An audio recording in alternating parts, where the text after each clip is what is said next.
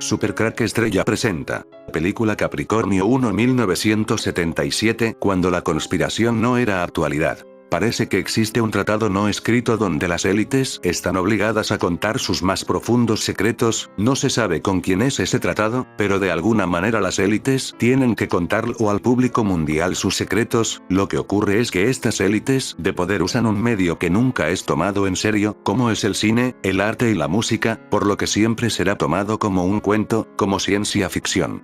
En 1978 no se hablaba de muchos temas de conspiración que en este siglo XXI son temas de mucha actualidad, como por ejemplo que nunca se llegó a la luna, pues bien en 1978 había esta película. La segunda mitad de la década de los 70 fue un momento ideal para los inclinados a obsesionarse con fenómenos variados y conspiraciones diversas. Tenía lugar por entonces la segunda ola OVNI, pero en esta ocasión las fronteras del misterio se ampliaban en todas direcciones acompañadas por una boyante cultura popular. Las listas de libros más vendidos incluían títulos sobre el Bigfoot, el Triángulo de las Bermudas y los astronautas alienígenas que nos visitaron en la antigüedad. En la televisión podían verse programas como In Search of, 1976, 1982, presentado por Leonard Nimoy, o Proyecto UFO, Investigación OVNI, 1978, 1979. Revistas especializadas, e incluso cómics de efímera vida, salían todos los meses.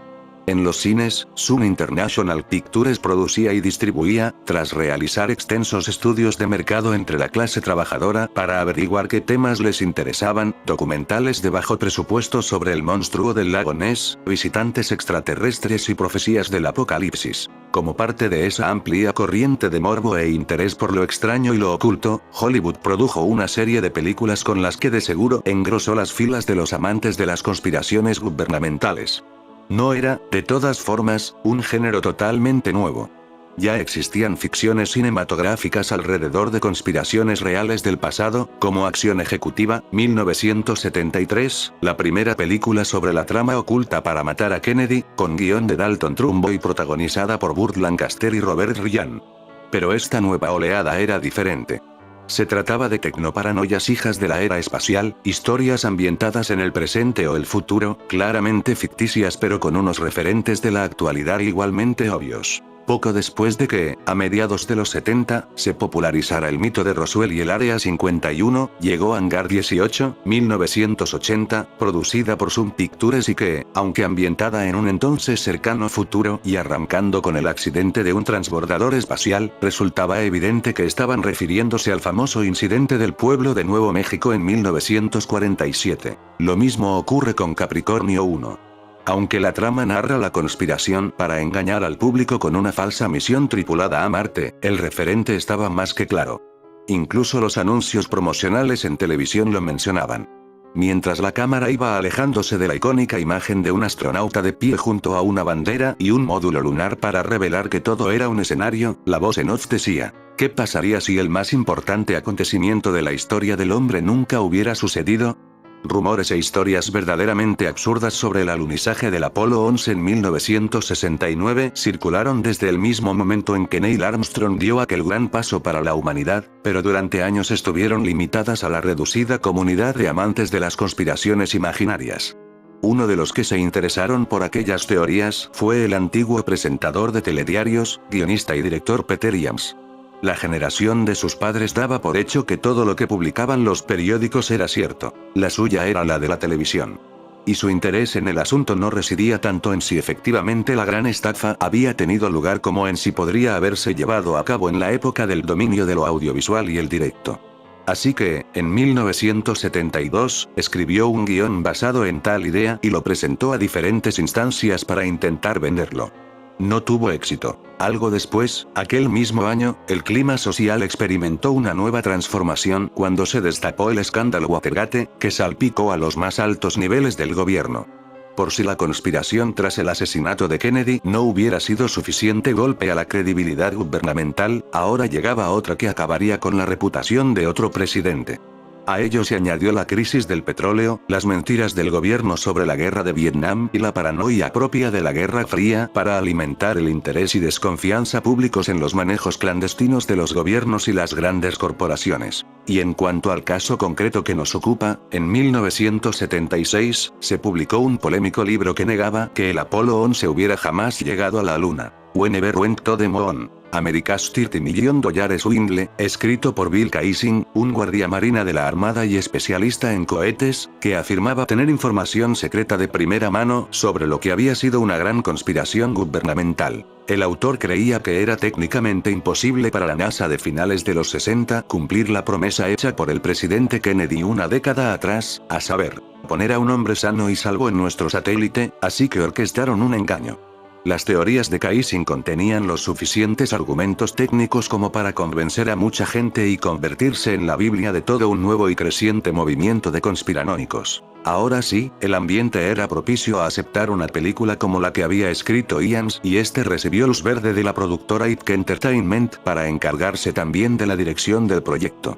Capricornio 1 se estrenó en el verano de 1977. La película se abre con la imagen de un cohete en la plataforma de lanzamiento al amanecer. Cohete que va a ser el que llevará a 3 hombres en el primer viaje tripulado a Marte. Olvidemos lo inverosímil que hoy nos pueda resultar ver, preparado para un viaje de ida y vuelta al planeta rojo, a un vehículo igual a los del programa Apolo impulsado por el mismo motor Saturno V. Los diseñadores no pudieron imaginar en ese momento otra forma de hacerlo.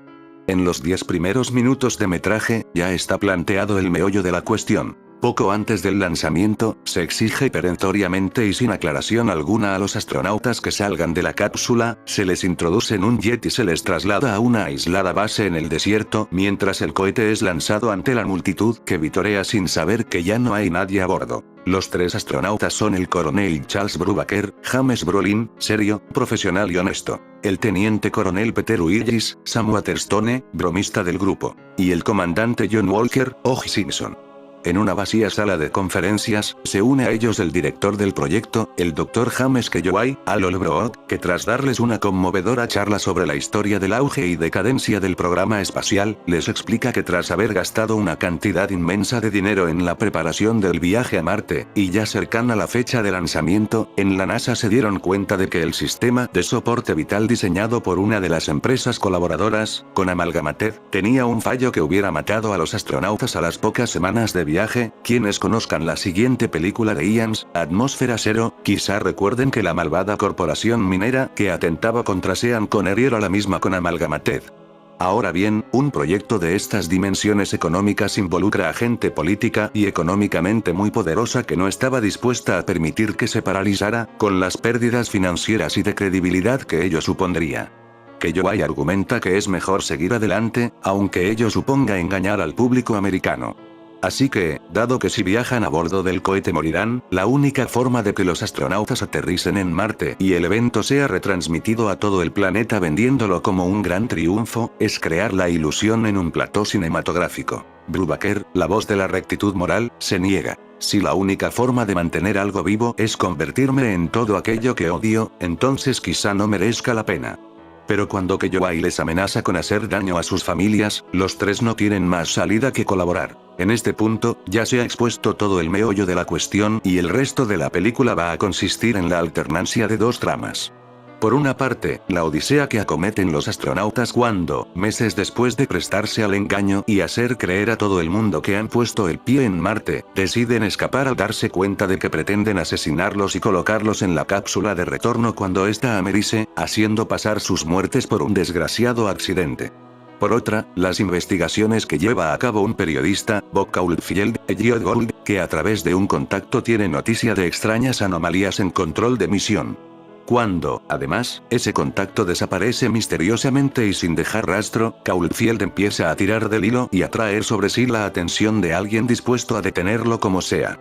El último tercio de la película adopta el formato convencional de thriller de acción. Capricornio 1 fue el primer film de ciencia ficción de Ians, quien retornaría al género más tarde con cintas tan destacables como la mencionada Atmósfera Cero, 1981, o 2010, 1984. Es cierto que su segunda etapa en la ciencia ficción, en la que se encuadra el universalmente denostado film El sonido del trueno, 2005, fue mucho menos afortunada, pero aún así ha sido un director injustamente criticado por muchos fans por patinar frecuentemente en el plano científico, una acusación, en mi opinión, sobre la que se cargaron injustamente las tintas olvidando otras virtudes. Cuando se estrenó, Capricornio 1 se hizo merecedor de no poco rechazo por parte de la comunidad de aficionados a la ciencia ficción debido a la negativa visión que daba de la NASA y el programa espacial. El escritor David Gerrold describía pomposamente que la película denigra y menosprecia las más altas aspiraciones de la mente, devalúa la integridad de la propia ciencia. Aquellos de nosotros que desde nuestros patios traseros mirábamos a las estrellas en las serenas noches de verano, soñando, esperando, Iams utilizaba con frecuencia el solapamiento de diálogos de una escena con imágenes de la siguiente para crear un efecto de desconcierto que llevara al espectador a reflexionar, como esa en la que vemos al Learjet despegando con los astronautas a bordo, recién sacados de la cápsula, mientras se escucha de fondo la oración fúnebre pronunciada por el presidente. O esa escena de una transmisión televisiva desde Marte en la que la cámara va retrocediendo para descubrirnos que se trata de un rodaje en un set. La historia sucede en la década de 1970, solo que la primera misión tripulada hacia Marte está en la agenda. Cuando la NASA nota que defectos en el diseño de un sistema de soporte de vida habían arruinado cualquier oportunidad de llevar a cabo una misión exitosa, entonces, bajo la dirección del Dr. James Kellaway, decide falsificar el aterrizaje en Marte antes que abortar la misión. Justo antes del lanzamiento del cohete, la tripulación, Charles Brubaker, Peter Willis y John Walker, es retirada de la nave y llevada a una vieja base militar en el desierto de Sonora.